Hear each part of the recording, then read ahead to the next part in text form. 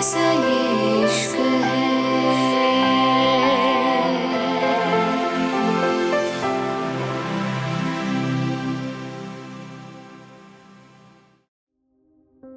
मुंबई। शाम के वक्त चारों तरफ भीड़ नजर आ रही थी।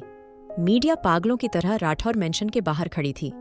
गार्ड जबरदस्ती उनको हटाने की कोशिश कर रहे थे, लेकिन अनोए फर्क नहीं पड़ रहा था। हर कोई जानना चाहता था, आखिर ऐसा क्या है जो राठौर मेंशन से इतनी जल्दी में उनको बुलवाया गया है। सब लोग अंदर से किसी के बाहर आने का इंतजार कर रहे थे, लेकिन राठौर मेंशन के दरवाजे बंद थे।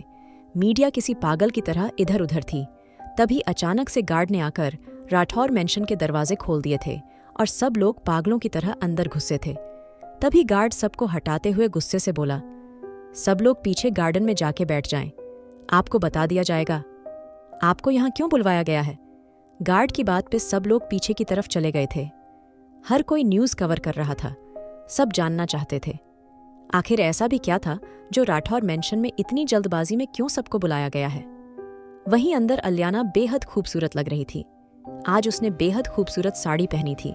सारा भी तैयार थी और सेरेन सबको देख रही थी। तभी जिहान और रिद्धिमान दोनों नीचे आए थे और अलियाना दोनों को देख के हैरान रह गई थी। अलियाना हैरानी से बोली, डेड, ये सब क्या है? रिद्धिमान ने आपके कपड़े क्यों पहने हैं? अलियाना की बात पे सारा धीरे से बोली, रिद्धिमान को जिहान के कपड़े कुछ ज्यादा ही पसंद हैं। अलियाना रिद्धिमान को ऊपर से नीचे तक देखते हुए, ये तो मैं अच्छे से जानती हूँ। मॉम अलियाना की बात पे रिद्धिमान हल्का सा झुकते हुए उसके कान में बोला, तो और क्या क्या जानती हैं आप मिसेस ओबरॉय? रिद्धिमान की बात पे सेरेन बीच में आते हुए बोली, ओहो लव बर्डस, आप मॉम डैड के सामने हैं, इसलिए अभी ये सब रहने दीजिए। सेरेन की बात के रिद्धिमान के गुस्से से उसको घुरा था, क्योंकि कल से सेरेन बिल्कुल साली वाले कैरेक्टर में थी। वहीं जिहान अपनी हंसती हुई फैमिली को देख के कुछ सोच के बोला, हमें चलने चाहिए, सब लोग हमारा इंतजार कर रहे हैं। जिहान की बात पे सारा थोड़ा डरते हुए बोली, जिहान। लेकिन अगले ही पल जिहान सारा का हाथ थामते हुए उसकी आंखों में देख के बोला, सारा, मैंने कहा ना, तुम्हें डरने की जरूरत नहीं, सब ठीक हो जाएगा। सब कुछ मुझ पे यकीन है ना तुम्हें? जिहान की बात पे सारा ने हल्के से अपनी आंखें बंद कर ली थी। तभी जिहान ने रिद्धिमान को देखा था और रिद्धिमान उसको इशारा करके बाहर चला गया था। जैसे ही मीडिया वालों के रिद्धिमान को अंदर से आते हुए देखा था, सब पागल हो गए थे। सबके कमरे अचानक रिद्धिमान पे फोकस करने लगे थे। हर कोई उठ गया था। सब उससे ढेरों सवाल पूछना चाहते थे, आखिर पूछते भी क्यों ना। अलियाना राठौर को जेल भेजने वाला रिद्धिमान ओबरॉय ही था और समीरा राठौर का भी कुछ पता नहीं चला था, इसलिए मीडिया पागल सी हो गई थी। हर कोई जल्दी जल्दी सवाल पूछ रहा था, मिस्टर ओबरॉय आप यहाँ? क्या आपने अलियाना राठौर को माफ कर दिया? क्या आपने उनको जेल से निकला लिया? आखिर समीरा राठौर का खून कैसे हुआ है सर? बताइए ना, क्या हुआ? आप राठौर मेंशन में क्या कर रहे हैं? सबके चिल्लाने पे फिर से गार्ड आके खड़े हो गए थे। रिद्धिमान सबको देखते हुए धीरे से बोला, पहली बात तो थैंक यू सो मच, आप अपना कीमती वक्त निकाल के यहाँ आए, और दूसरी बात आज आप सब यहाँ आए हैं। आपको यहाँ बहुत इंपॉर्टेंट न्यूज़ कवर करने के लिए बुलाया गया और बहुत कुछ बातें बताने के लिए बुलाया गया है, लेकिन पहले आप अपने अपने सवाल रख सकते हैं, मैं जवाब देने के लिए तैयार हूँ। रिद्धिमान की बात पे सब रिपोर्टर जल्दी जल्दी से सवाल पूछने लगे थे। तभी रिद्धिमान धीरे से बोला, मैं एक टाइम पे एक सवाल का जवाब दे सकता हूँ, इसलिए आप एक एक सवाल पूछिए। उसको आवाज पे एक रिपोर्टर जल्दी से बोली, मिस्टर ओबेरॉय, आपने कुछ हफ्ते पहले अलियाना राठौर को अपनी कंपनी के कॉन्फिडेंशियल डेटा लीक करने के आरोप में कटघरे में खड़ा किया था। अब आप उसी फैमिली की प्रॉपर्टी पर खड़े हैं, ऐसा अचानक बदलाव क्यों? उसकी बात पे रिद्धिमान एक सेकंड रुका था और फिर माइक की तरफ झुकते हुए गहरी आवाज में बोला, बदलाव सिर्फ वहां होता है जहां कोई धोखा होता है, और यहां जो हुआ था वो भी एक धोखा था, और सच सामने आने के बाद सब ठीक हो गया था। और रही बात इल्जाम की, जो इल्जाम लगाया गया था वो एक प्लान था, बहुत सोच समझकर रचा गया प्लान। पर जिस दिन मुझे सच मिला उस दिन इल्जाम हटा भी दिया गया। No PR stunt, no justification, just truth. लेकिन शायद रिपोर्टर को उसके जवाब से सुकून नहीं मिला था। वो फिर से बोली, तो अब आप कहना चाह रहे हैं कि अलियाना राठौर निर्दोष थी?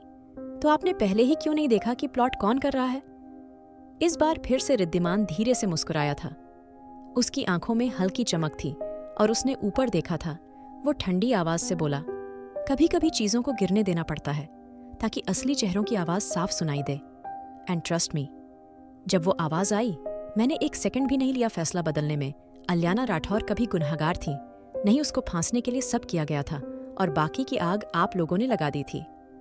रिद्धिमान की बात सुन के रिपोर्टर का सर झुक गया था, लेकिन वो फिर से बोली, लेकिन सर, आपके उस फैसले ने अलियाना राठौर की इमेज, उसका करियर, सब कुछ तहस नहस कर दिया। क्या आपने कभी सोचा कि आपने क्या खोया और उन्होंने क्या झेला? रिपोर्टर की बात पे रिद्धिमान का चेहरा अब सीरियस था। वो धीरे से बोला, मैं हर उस दिन के लिए जिम्मेदार हूं जो उसने अकेले झेला, लेकिन अब शायद दुनिया को समझ आ गया होगा अलियाना राठौर कौन है, क्योंकि वो कभी टूटी नहीं और इसने दुनिया को दिखाया झूठ कितना ही बड़ा क्यों ना हो, लेकिन वो सच के आगे हार जाता है। रिद्धिमान की बात पे एक रिपोर्टर खड़े होते हुए बोला, मिस्टर ओबरॉय, क्या हम जान सकते हैं ये सब बातें किस लिए? आई मीन, ये आप ओबरॉय मेंशन में भी बता सकते थे ना? उसके लिए हमें यहाँ बुलाने का क्या मतलब? क्या आपका अब राठौर फैमिली के साथ कोई रिश्ता है? क्या अलियाना राठौर आपकी कुछ लगती है? क्या आप ये कह रहे हैं कि अब आप राठौर फैमिली से जुड़ चुके हैं? क्या कोई अलायंस बन रहा है या कुछ पर्सनल है जो अब पब्लिक डोमेन में आने वाला है? रिपोर्टर की बात पे रिद्धिमान गहरी सांस लेके बोला, मुझे लगता है आज के लिए इतना काफी है। तो खैर, आपको संजना का कन्फेशन मिल जाएगा उसको। आप जैसे चाहें वैसे न्यूज बना के डाल सकते हैं, और यहाँ आपको सिर्फ अलियाना के बारे में बताने के लिए नहीं बुलाया गया। कुछ और जरूरी बात है जो मैं आपसे करना चाहता हूँ। इतना कह के रिद्धिमान गहरी सांस लेकर बोला, आई थिंक मैंने आपको काफी कुछ बता दिया। अब आप खुद उस इंसान से मिलिए जिसकी प्रॉपर्टी पे आप खड़े हैं। इतना कह के रिद्धिमान हट गया था और अचानक से सबके चेहरे दूसरी तरफ घूम गए थे और एक पल के की सब खामोश हो गए थे, क्योंकि सामने से कोई और नहीं, जिहान राठौर और सारा राठौर धीरे धीरे चलते हुए आ रहे थे। उनके चेहरे पे वही चमक थी जो आज से कई साल पहले थी। लग ही नहीं रहा था दोनों उम्र के इस पड़ाव में हैं। उनको देख के कितने ही मीडिया वालों के कैमरे नीचे गिर गए थे। ऐसा लग रहा था जैसे ये कोई सपना चल रहा था। सब शांत थे। तभी अचानक सबके कानों में जिहान की ठंडी आवाज गूंजी थी। हर कोई पागलों की तरह सामने देख रहा था और जैसे अचानक से मीडिया होश में आई थी। चारों से कैमरे की आवाजें आने लगी थीं। हर कोई पागलों की तरह फोटो खींच रहा था। सब न्यूज लाइव चल रही थी। तभी मीडिया ने सवाल करने शुरू कर दिए थे। रिपोर्टर 1, मिस्टर राठौर, क्या ये वाकई आप हैं? आप और मिसेस राठौर, तो आप लोगों के मौत की खबरें आई थीं। इतने सालों तक आप कहाँ थे? रिपोर्टर 2, क्या ये सब कोई साजिश थी? क्या आपने खुद को दुनिया से गायब किया था, और क्यों? रिपोर्टर 3, सर, आपने वापसी क्यों की, और अब इतने साल बाद? इस टाइमिंग के पीछे क्या वजह है? चारों तरफ माइक, कैमरे, आवाजें, चिल्लाहटें, लेकिन जिहान राठौर हिला तक नहीं। उसने एक गहरी सांस ली और फिर सीधा माइक पकड़ा। जिहान बिल्कुल सीधी, शांति से भरी आवाज में बोला, हाँ, मैं जिहान राठौर हूँ। वहीं वो जिहान राठौर जिसकी बेटी को तुम लोगों ने तमाशा बना के अपने न्यूज चैनल की टीआरपी बढ़ाई। वहीं जिहान राठौर जिसकी कंपनी का तमाशा तुम लोगों ने सामने से देखा और उस जो दुनिया को दिखाया। इतना कह के जिहान ने सारा की तरफ इशारा कर था, और ये मेरी पत्नी सारा जिहान राठौर, हम जिंदा हैं, और ये पहली और आखिरी बार है जब मैं ये बात साबित करने आया हूँ। जिहान ने एक सेकंड रुककर मीडिया की तरफ देखा था। हर एक चेहरे को, जिहान राठौर को हर कोई जानता था। वो अपने टाइम की ऐसी मशहूर हस्ती थी जो मीडिया से नहीं डरता था, बल्कि मीडिया उससे डरती थी। जिहान अपनी आवाज से ही मीडिया जो शांत कर देता था। जिहान फिर से बोला, हम कहाँ थे, क्यों नहीं दिखे? इसका जवाब किसी ब्रेकिंग न्यूज के लायक नहीं है।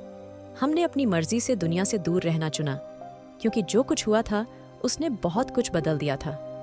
जिहान की बात के रिपोर्टर बीच में बोला, क्या आप उस हादसे की बात कर रहे हैं जिसमें आपकी मौत की पुष्टि की गई थी? उसकी बात पे जिहान साफ शब्दों में बोला, हाँ, लेकिन जो दुनिया ने देखा वो सच नहीं था। वो हादसा असली था, लेकिन उसके बाद क्या हुआ वो सिर्फ हम जानते हैं।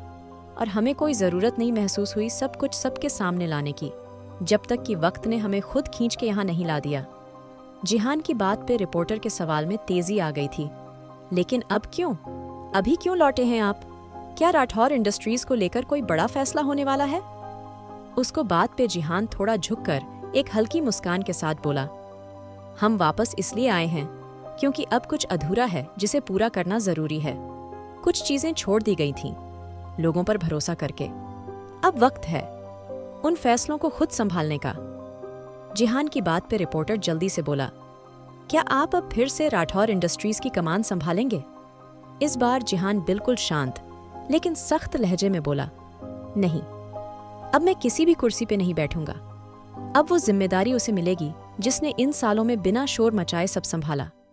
मेरी बेटी, मेरी अल्याना, ये कहते हुए जिहान के चेहरे के अजीब सी चमक थी, और तभी इतना कहते हुए उसकी नज़र रिद्धिमान पर पड़ी थी, और दूसरा अहम इंसान जिसने हमारी मौजूदगी में हमारी बेटी को संभाला। रिद्धिमान ओबरॉय अब राठौर इंडस्ट्रीज की कुर्सी ये दोनों संभालेंगे। इतना जिहान ने रिद्धिमान को, जो एकदम शांत खड़ा था लेकिन उसकी आंखों में बहुत कुछ चल रहा था। मीडिया अब और ज्यादा बेकाबू होती जा रही थी। सवालों की बारिश तेज थी। रिपोर्टर चिल्लाते हुए बोला, तो क्या आप कहना चाह रहे हैं कि राठौर और ओबेरॉय परिवार अब साथ हैं? क्या मिस्टर ओबेरॉय और अल्याना राठौर की सगाई हो रही है? क्या ये सब प्लान था या प्यार? मीडिया के अचानक बेकाबू होने से जिहान के चेहरे पे गहरी मुस्कान आ गई थी, और उसके अगले शब्दों ने सबको हैरान कर दिया था। आखिर क्या कहा है जिहान ने मीडिया को? क्या होगा अब? जानने के लिए सुनिए the mafia boss unwanted wife.